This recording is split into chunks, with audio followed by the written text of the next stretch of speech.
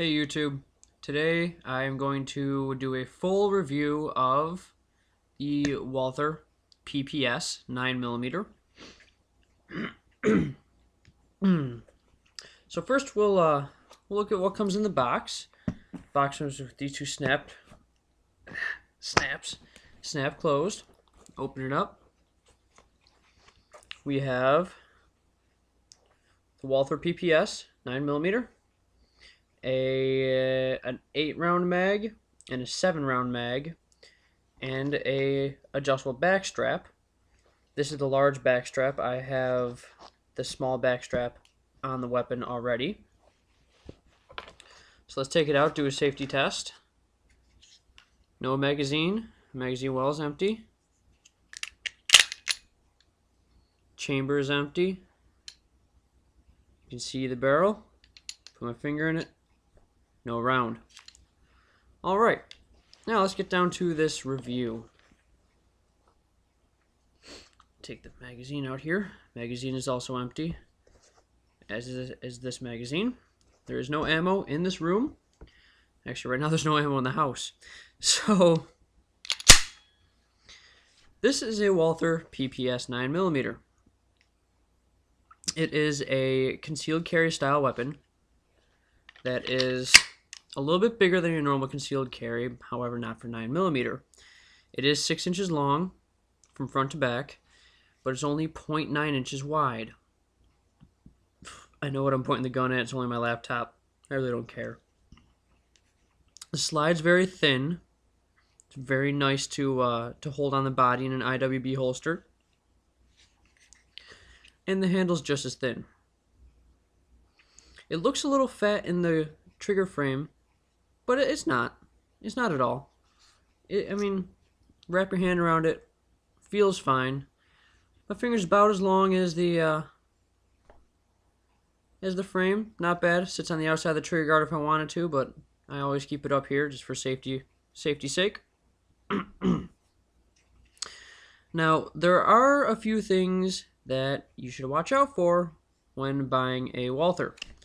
And that is that the magazine is going to be very stiff at first. Very stiff. And Walther recommends that you short load it by 2 rounds.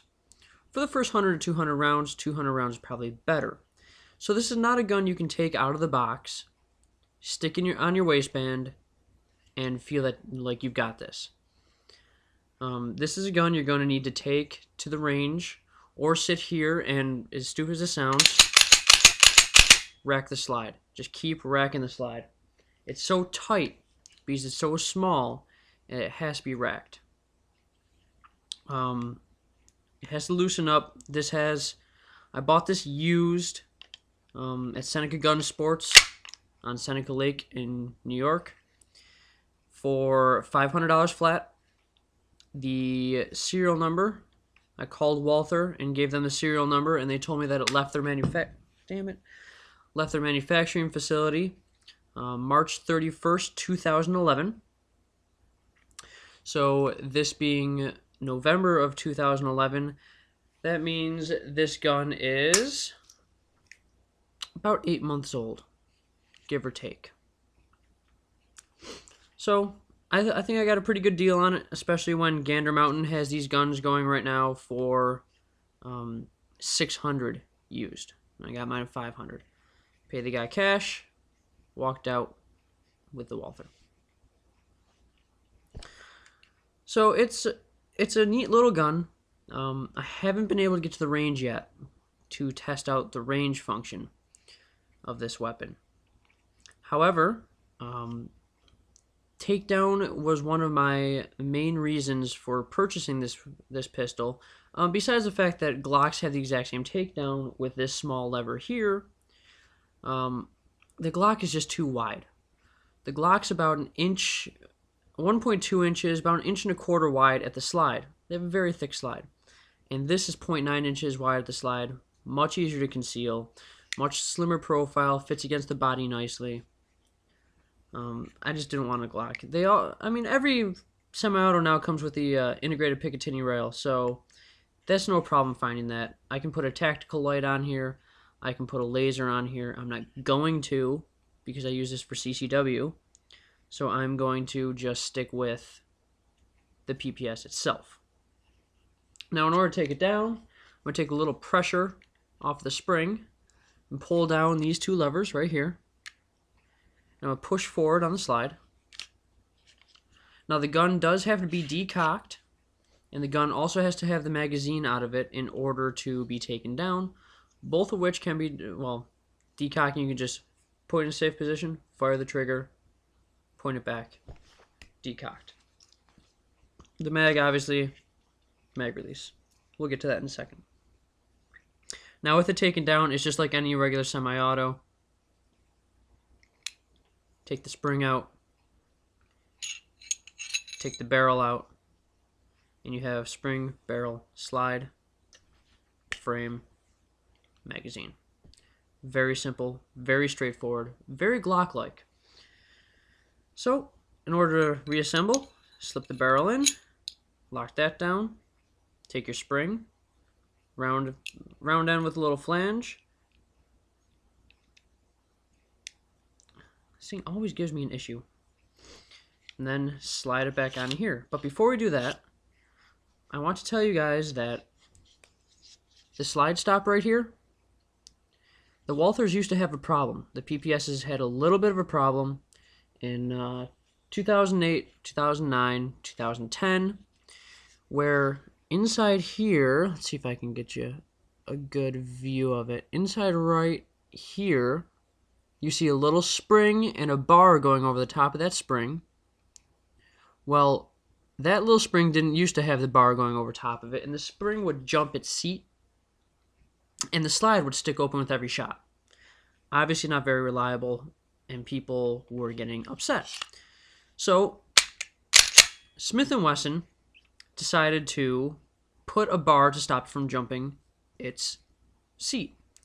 That works very, very well. People have had no problems with it, and it happens to go by date code on the weapon. So, right there, it says BA date code. That means 2010. BB is 2011. If you have BA or older, you may want to check that portion of your slide stop just to make sure it has the spring seat over it. If it does not, it usually fails around 2,500 rounds. But if you are that worried about it, contact Smith & Wesson, and they will be able to either ship you the part, or you can send your PPS back to them for them to work on it. I'm not sure if they're going to do it free of charge. I'm not in control of that. So now on to the features of the weapon. Besides having a very, very comfortable grip, this has the 7-round mag in it right now. This has a very comfortable grip. My pinky fits on the mag, which is nice. It also fits on the 8-round mag just as nicely. I don't see any reason to go bigger than the 7-round mag, especially because it's easier to conceal carry. It has this nice large slide stop lever. Now, if your mag is in and it's empty, it will lock back. And then it's nice that this gun has been broken in and I can do this. Well, which I can't do with a lot of other weapons. And a lot of other small weapons don't have a slide stop lever on them. And I don't like that at all. That's why I opted for one with a slide stop lever. I was looking at the Smith & Wesson M&P. It just seemed a little too big for what I wanted to do. So I ended up purchasing this, which was about $100 more. But I got what I wanted. Now onto the magazine release. It's on the bottom here. And it's nice because while my finger's here, if I'm firing, I can't hit the mag release with my thumb. I have to get off the trigger, come down, and release the magazine. Makes it very safe, makes it very secure.